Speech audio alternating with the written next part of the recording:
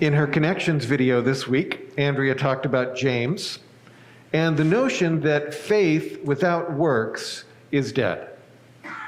Now, oftentimes we think of that in one particular direction, that you can believe whatever you want, but if you don't act on it, it ends up being pretty much irrelevant. You can claim to believe all the right things, but if these beliefs are not reflected in action that rhymes, then it's all meaningless. It is no belief at all. I wonder, though, if we don't have that backwards. I wonder if it actually doesn't function the other way around. Could it be that the working, the engagement, the interaction of the good deeds that we do, the allies we support, the deep and lasting partnerships we commit to, is actually the thing, the action that generates in us the faith that we long for? I wonder if faith isn't the result, the product of our acting it out.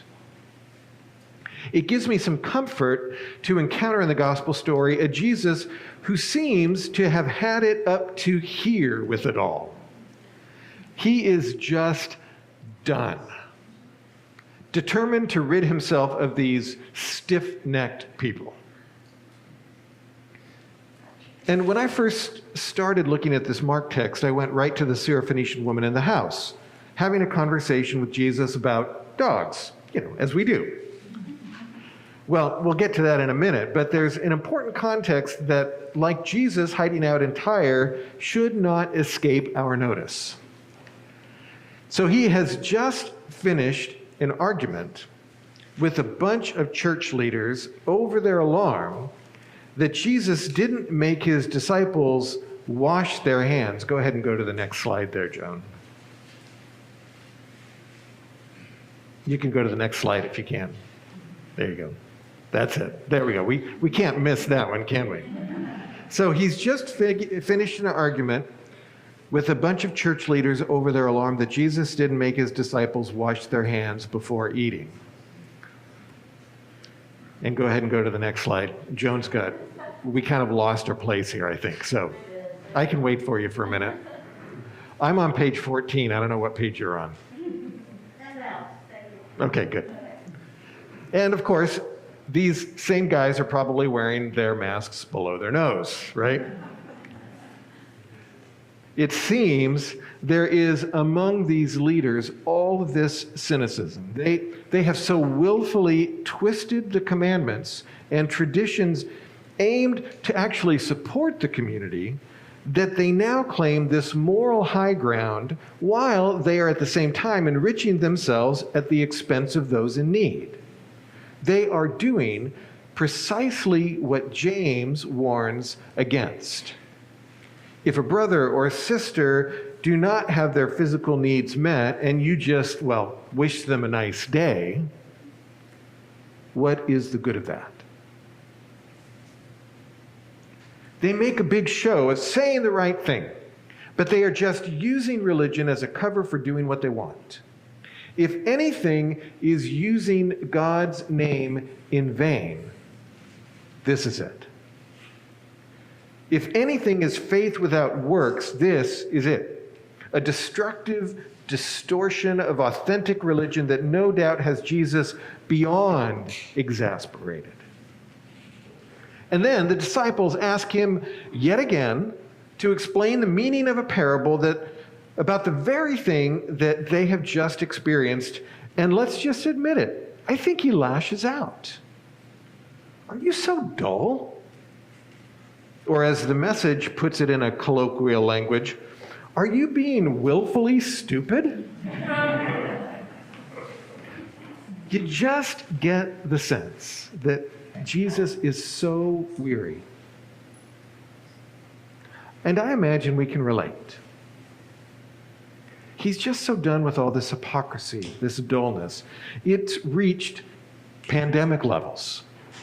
A dis-ease that has raged on longer than it should.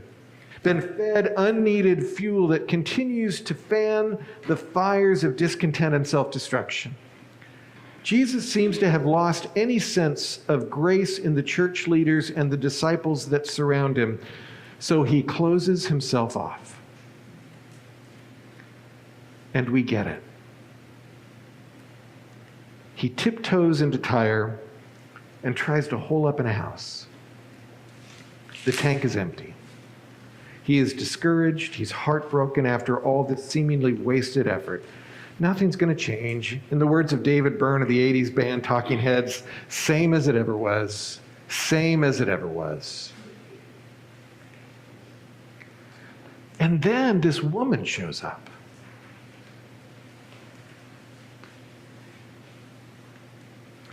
Her daughter is disturbed and distraught. She is.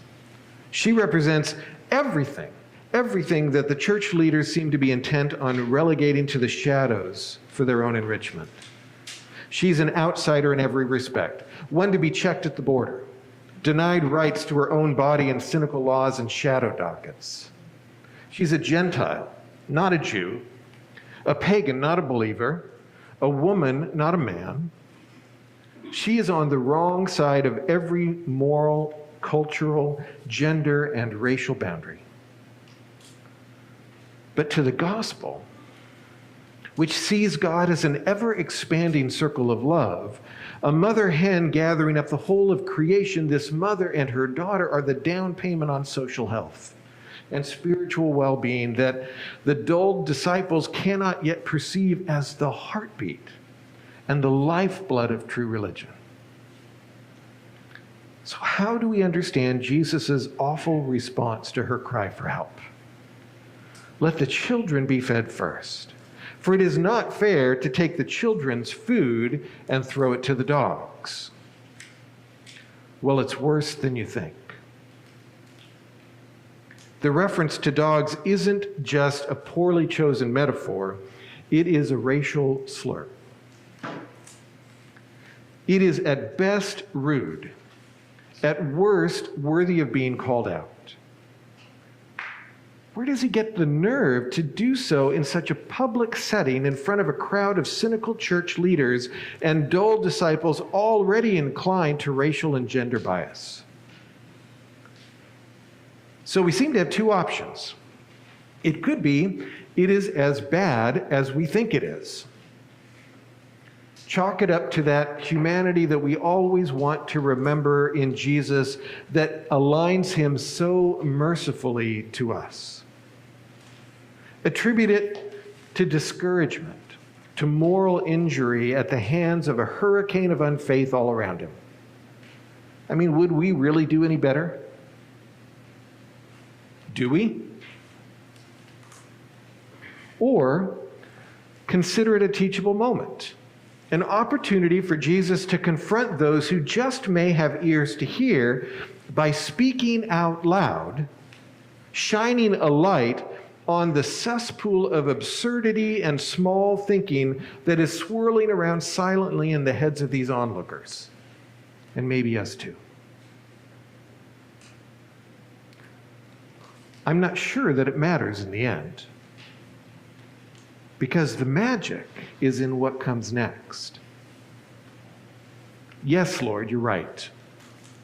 What you say is true.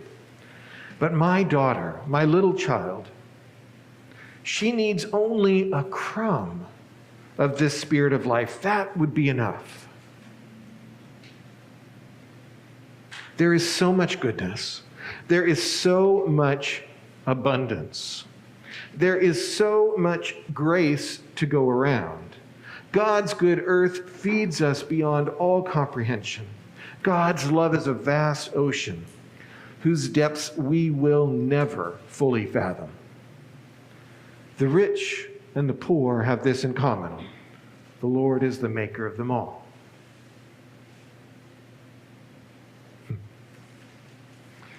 It is remarkable how little we sometimes need. This crumb of faith from this desperate mother changes everything. Jesus, who only a few sentences before was looking to get away from it all, leaps back into the fray with abandon. Only a moment ago, with these cynical church leaders, he was letting only words fly. Now, he holds nothing back. Arms, legs, fingers, bodily fluids. He's back out on the road, heading in a circuitous route that makes no sense except that it seems to encircle the whole of the known outsider Gentile world. He practically accosts this deaf man brought to him in Sidon. He sticks his fingers in his ears. He touches his tongue. There's spittle flying everywhere. If washing hands was a molehill of offense for those church leaders, this is a mountain. If you talk to a man in a language he understands, that goes to his head, said Nelson Mandela.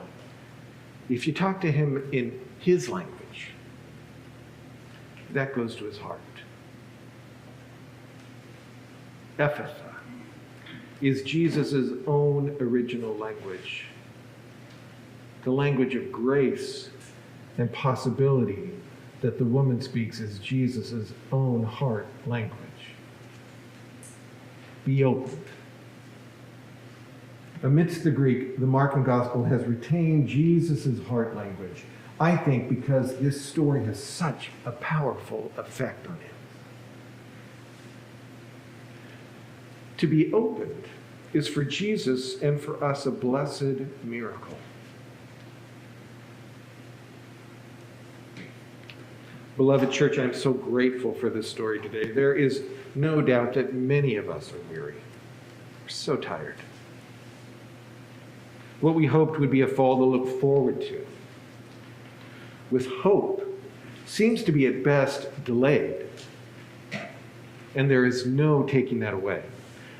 And there is so much blame to throw around that we no doubt find ourselves lacking the empathy and the compassion that we know we should have.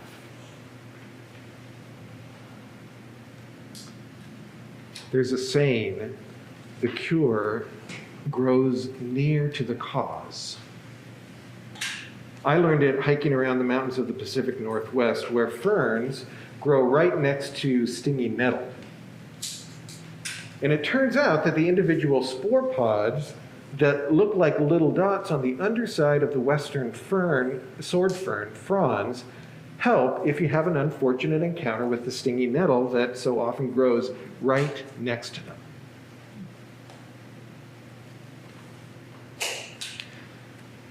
The Cowichan tribe, for example, used the sword fern to counteract a stinging nettle rash by simply rubbing the spore side of the leaf against the infected area to take the pain away.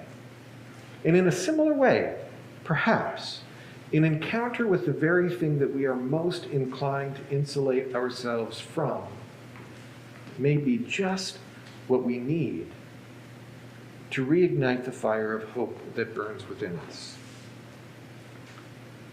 As we were called to worship, we heard the words from Jacob Nelson Mandela that liberation from our own fear can liberate others.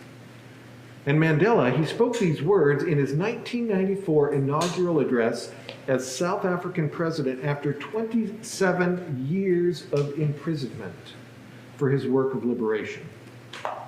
If anyone had reason to be tired and cynical, it was Mandela. And in the same speech, he said this: our deepest fear is not that we are inadequate. Our deepest fear is that we are powerful beyond measure.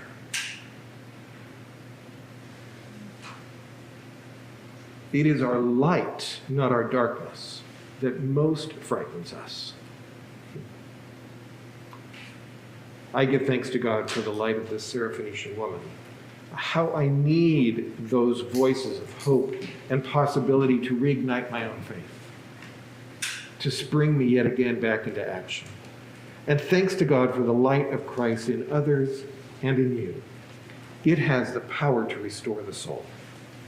Thanks be to God.